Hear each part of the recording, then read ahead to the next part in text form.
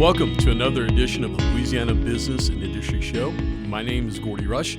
My co-host is Tim Johnson. And Tim, we've got another exciting show today. We do. A well-known name in the oil and gas and industry space in Louisiana.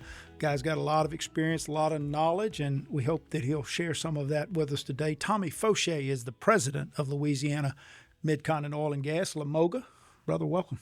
Glad to be here, guys. Hope we can have a fruitful conversation. Yes. That's what this is all about. We always start, Tommy, with a little bit about your background, Sure. your education, your family, your work, the path that led you to LaMoga.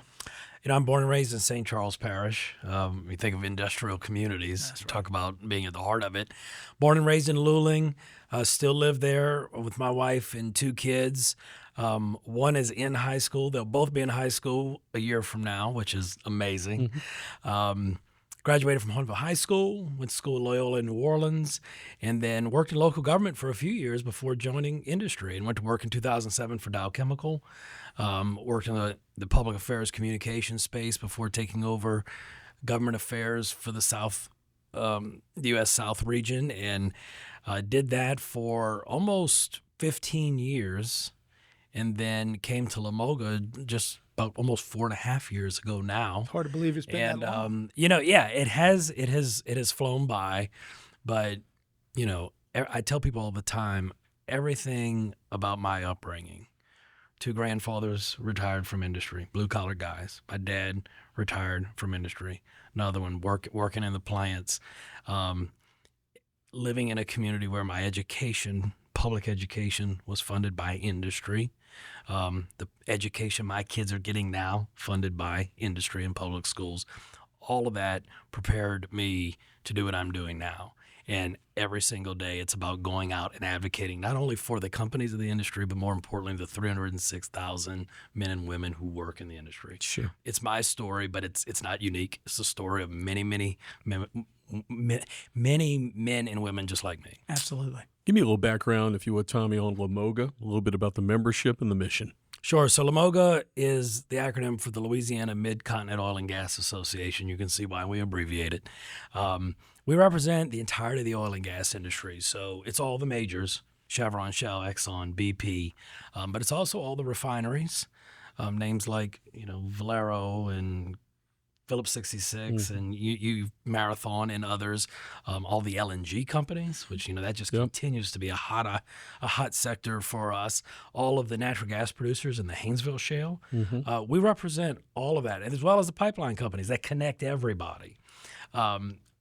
So our organization is, when I look at trade associations and industry associations, business associations in Louisiana, I think what we represent is some of the most important because of the number of companies, the size of these companies, the impact of these companies on the state and on their communities. And then, look, we'll get into it in a little bit, today more than ever, without all of those companies that we represent just here in Louisiana, this country and this world would not have the energy it needs to survive. You are right. We will get into Louisiana's impact and importance to the nation's energy supply, but let's talk first about the impact in Louisiana itself. You mentioned 300,000 plus people, families, have their way of life and their living through this industry. The economic impact is huge. The influence of the industry is huge. The importance of the industry to the state, mammoth. Talk about that. Look, I mean, when you think about the significance, the industry is not located in just one part of the state. I always do this kind of geographic tour. If you start down at the mouth of the Mississippi River, you're literally starting with one of the largest LNG facilities in the world with Venture Global. Go up that river, and all of a sudden you're going to find refineries. And look, we look at our friends in the chemical industry as close allies as well. They're all one and the same. Many of the companies are playing on both sides, quite frankly. So you go through that river region and you look at the impacts that business and industry have on the river parishes. Just go west of there into the Bayou region. There is no Gulf of America industry. There is no offshore operations without the Bayou region of Louisiana. Absolutely. When you get into Faucheux and to Terrebonne, their entire way of life in many ways is based on oil and gas production and on fisheries. Yep. both of which go hand in hand, by the way. We have a great relationship. Keep going along the coast. Now, all of a sudden, you have all these chemical facilities, refineries, and, significant LNG space in Southwest Louisiana. Great things happening there. You just had the LNG Center of Excellence, which is opening up at McNeese. And then, boom, you shoot all the way up north. You can follow a pipeline if you want, and you find all these people producing natural gas. And natural gas right now just continues. The demand continues to increase both here at home and around the world. And so when I look at the public schools, community technical colleges, the sheriff's offices, the local, parish governments, everybody is benefiting from the industry. And, when we have these discussions about, what are you bringing to your community, I go back to what I said at the beginning. People talk about the names of the companies. Think about the men and the women in those companies as well. Yes, there's taxes that the company pays. They're making investments. Some of it is what they're obligated to pay because they operate there. A lot of it is because they choose to be part of the community. They're not operating in the community. They are part of the community. And some of the best stories, and I think, when you talk to the men and women who work in our industry, the fact that, they come to work every day, they earn that paycheck, and then they turn around and they give their money and for the economic impact, and then they give their time in those communities. I mean, that is a double bang for the buck. And so, we're seeing tremendous impacts across the state. And I think each region has its own unique story. We're filling in some of the spaces where you have not seen traditional investment. When you look at carbon capture investments, obviously what's happening in the data center space isn't directly ours, but they're not going to do it without natural gas. That's right. So the industry just continues to bring more and more benefits to the state. A quarter of the state's economy, is the oil and gas industry. There are two things I want to unpack on what you just talked about. And first, I want to talk about the men and women, because our friends in the chemical industry, oil and gas, refining, industry in general, has been attacked viciously over the last 10 years by a lot of outside money flowing into this state from folks who don't understand our culture, don't understand our business, and quite frankly, don't understand that the things they use every day originate in our oil and gas industry right here in Louisiana. But you mentioned the 300,000 or so people that work in this industry. And one of the things I'm always amazed by is these folks talking about being polluting in our communities. Tommy Faucheux is part of the industry and lives in St. Charles Parish. Tim Johnson's part of the industry, and I live in Iberville Parish. I don't want anything polluted in my community. You don't want those men and women who coach those baseball teams and go to mass with you on Sunday and are in your community every day, who operate these facilities every day, feel the same way. It just is not a common sense argument to think that anybody involved in this industry would allow or do anything intentional to harm the environment. Look, the things that I get up and advocate for every day that I think are good for Louisiana are good for my family. Yeah. It's very personal to me because, like I said, everything that I am started because I had family who relied on industry to then give better opportunities to the next generation. And I pray that that's what we're going to do for our family. Everything I advocate for every day is good for our family as well. And I think that is particularly important. If you drew a line between those people that are trying to shut down the industry and make a lot of noise and get in the way of a future investment, so many of them have never been to Louisiana. It's not that they don't live in Louisiana. Some of them have never been to Louisiana. Yet they feel like they have the right to project what their beliefs are and destroy local communities. If you ask some of these, I can remember back to some of the early days with some of the Bloomberg investments, and this is, some of the larger groups from outside the state who wanted to shut down oil and gas and chemicals. You would ask them, say, okay, well, if you're successful and you shut down Louisiana industry, what do you propose those people then go and do? Mm-hmm. Because you're going to have millions of people who are going to be looking for opportunities. And so, well, that's not our problem. Crickets. When you live outside of Louisiana, you can say that. In Louisiana, we have to make sure our industry is successful and that we're responsible, because at the end of the day, the decisions we make running our facilities, moving our industry forward, go home with us.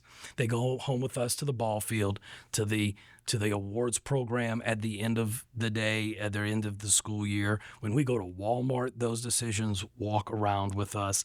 And so it's very important that we don't just advocate for Louisiana businesses and Louisiana industry. We do have to truly believe it. And I absolutely do, because I've seen it time and time again change lives. And I am happy no matter where I am, whether I'm sitting in the state capitol, whether I'm on an airport headed to Washington, or if I'm at, a school event for one of the kids. I'm happy to say that, yes, I believe in what we're doing. This state would not survive without it. Well, that leads us to our next point. Not only would the state not survive without Louisiana's oil and gas industry, you could make an argument that our oil and gas industry here helps to power the nation. I don't know what the percentage of the nation's energy supply is today that comes through Louisiana's coast, but I know it's huge. I know that, and you mentioned the bayou part of our area and the importance of oil and gas. We export expertise to all over the world in this. So talk about the importance of Louisiana's industry to powering the entire country. Look, it is a great question. It's something we're particularly proud of, and it's something we've really celebrated, particularly these last 2 years. If you just go back a decade, we were talking about the fact that the United States, and this is Republicans and Democrats alike, the fact that the United States needed to be less dependent on foreign sources of energy. When you go back to previous Gulf wars, both of the wars with Iraq, the fear was always that because you were in war there, the economic impact here at home, because of rising oil prices, gasoline prices, and everything related, would be too much to overcome. And of course, energy security and national security go hand in hand. Fast forward 10 years now, you look at the conflict, with Iran, you look at the war that's been going on between Russia and Ukraine. The fact that the United States produces now is a net exporter of energy matters, because what we've said for so many years has proven to be true. We have an advantage because we produce our own energy. Economically and from a national security perspective, we are not as reliant on some countries, of which can be questionable in the Middle East and other parts of the world. And I think that is particularly important. When President Biden was in office, so when I came to LaMoga 4.5 years ago, he was doing everything he could, working with NGOs at the courthouse to stop offshore leasing. We had the first ever lapse in a 10-year offshore leasing plan for the Gulf. Terrible policy.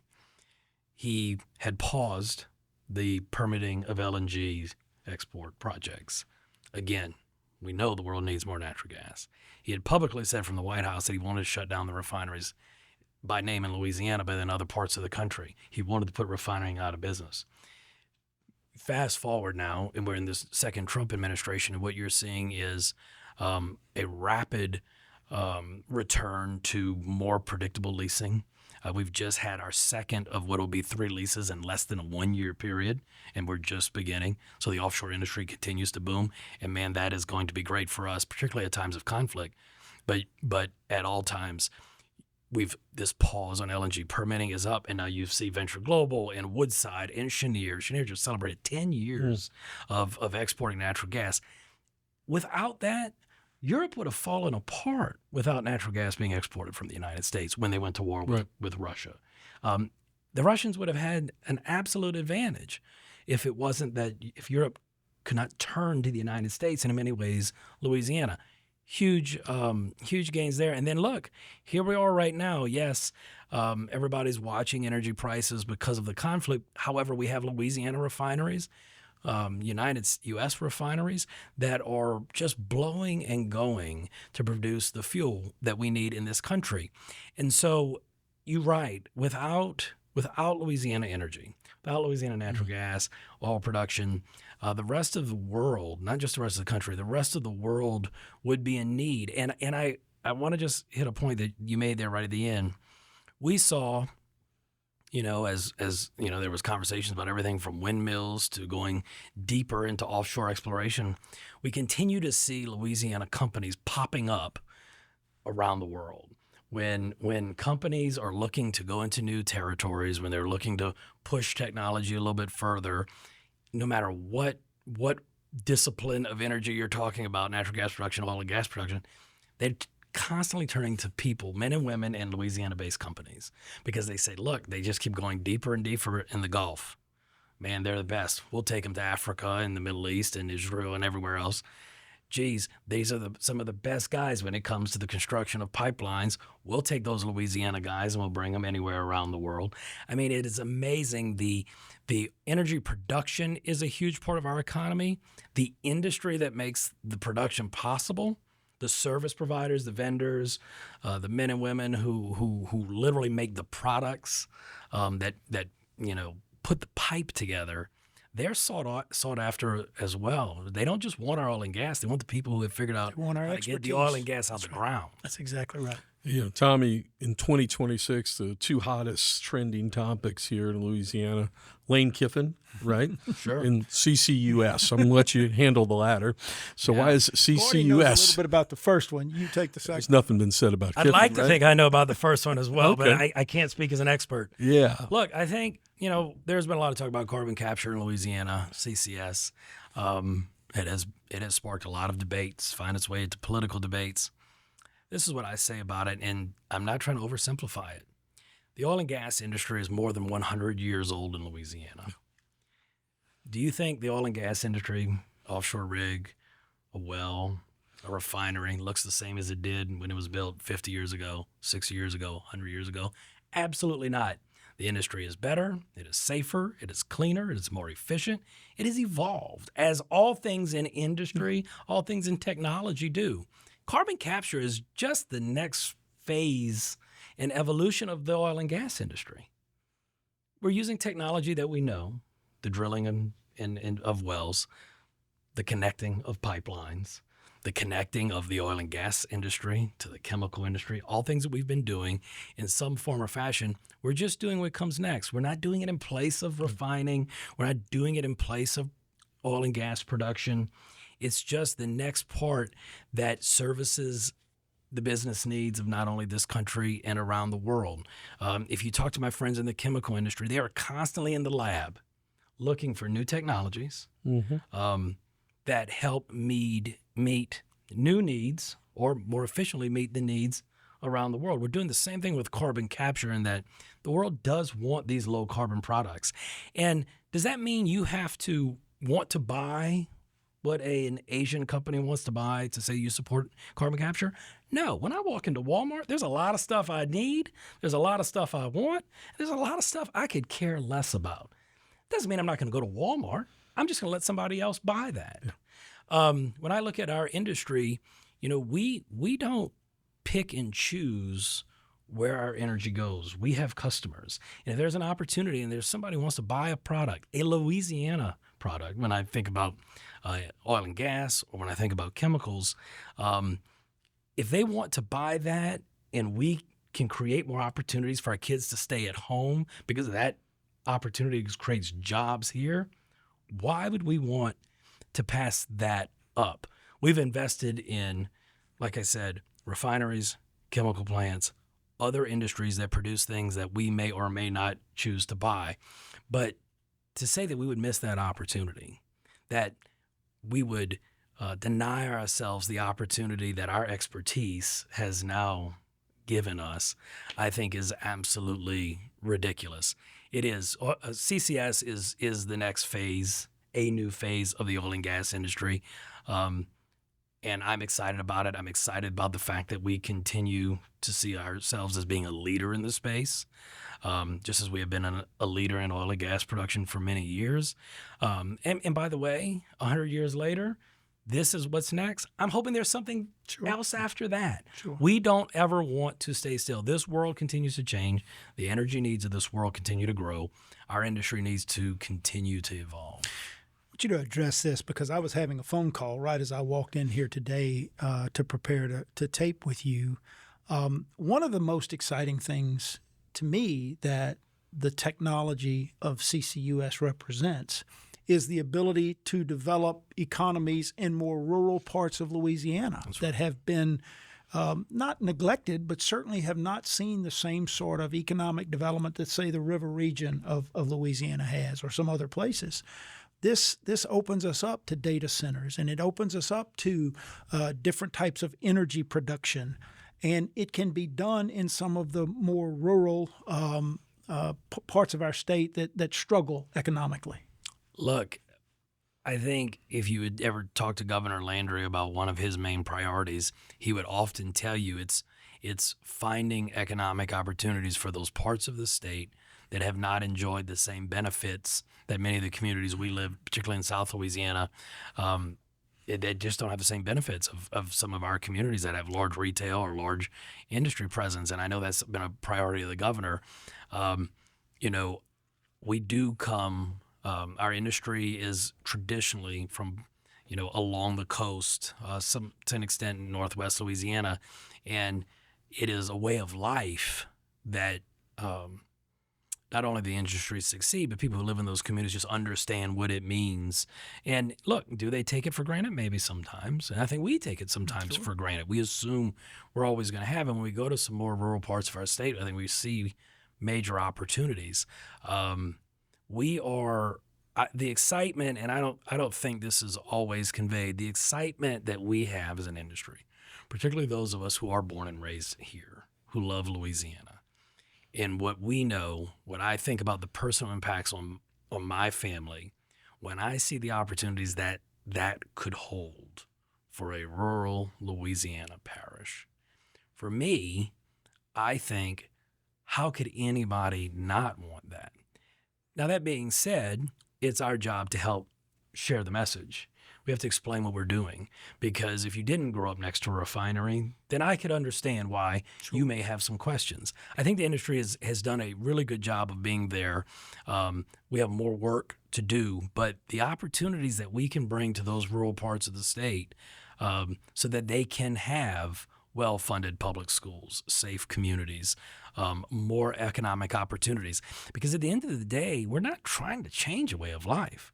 If anything, we're hoping that community, through the benefits of some of these new investments, can enjoy the same things that I want.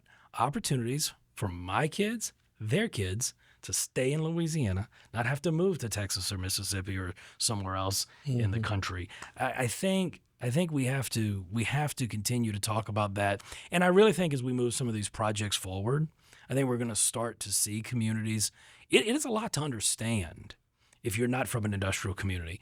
I think what they're going to see as we start to move some of these projects forward is, wow, this industry is as safe as they said they were.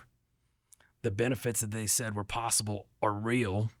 And, I think they'll find it's going to be life-changing. Yeah, in many cases, Tommy, it's not about changing a way of life. It, quite frankly, is about preserving it, and that's an opportunity.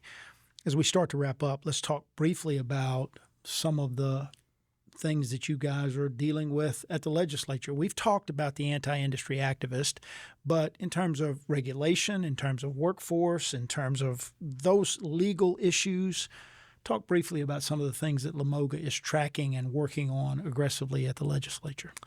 Well, for us, every day we're trying to make sure that there is reasonable policy in place that allows our industry to be able to succeed. We don't want policy that gets in the way, but at the same time, we don't want policy. We want to be able to just do what we do best. Do no harm to the industry, I often say, and we will continue to flourish. That means having an environment that is free of needless litigation.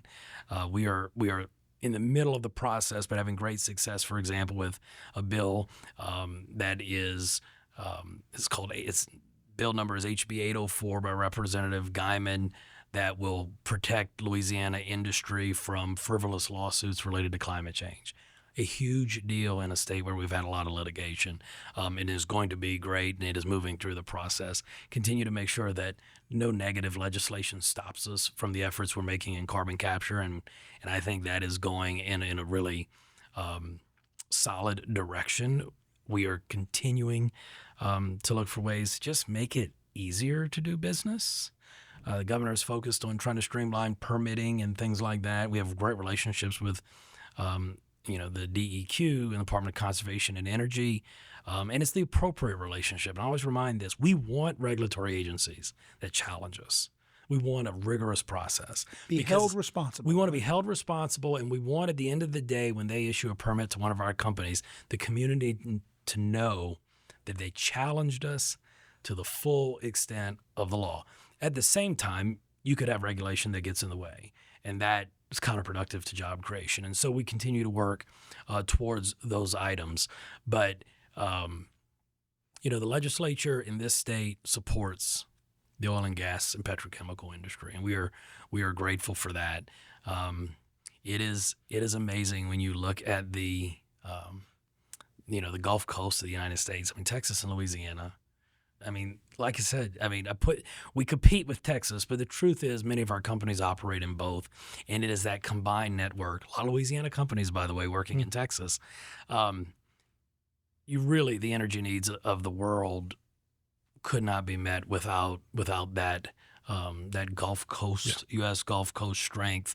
And so, we want it to go well here. We're in session this year. We want to be able to keep up with those guys, get ahead of them where we can. We want investment in the industry, but preferably I want it here in Louisiana. But we do. We have great support in the legislature.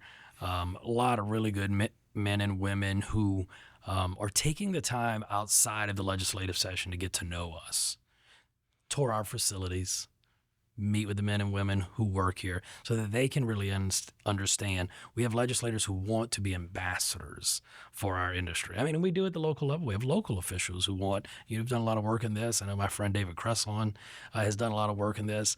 Our local elected leaders. I mean, really, it is a team effort.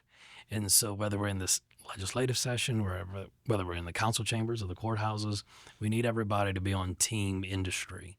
And because Louisiana is going to be a really, really special place for decades to come if we do that.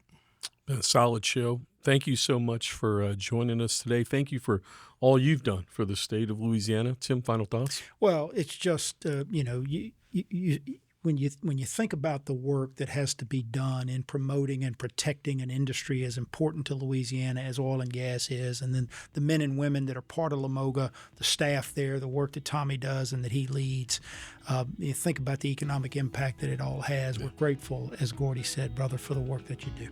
Thank you, guys. It is, like I said, it is a team effort, something very special that is absolutely worth protecting. Absolutely. Thank you, Tim Johnson. I'm Gordy Rush. This has been the Louisiana Business and Industry Show.